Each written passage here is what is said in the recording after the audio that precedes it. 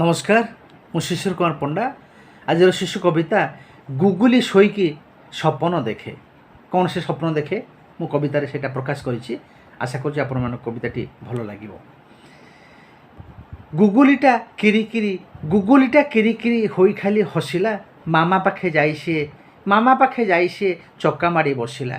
पचारे माँ एते हसुचु तू कहीं, पचारे माँ एते हसुचु तू कहीं, एड़े बेगी उठिगलु निद है ना कि। गुगु कहे सपन मु देखुली शोईकी, पढ़ाऊँच पाठ मुही गुरुमा होईकी। बाबा साथे तमे बसी मो पाखरे पढ़ुछ, बेतटा को देखैले कांदी कांदी गड़ुछ। आसुनाही पाठ बोली गाली केते देउछि, हस्ताक्षर खाता तुम देखा नेउछि। भें कांदिबारु तमे मो पाखरे, गाँ सारा बुलेइली काखेई काखरे।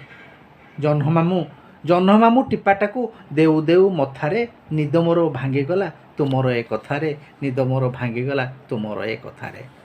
धन्यवाद।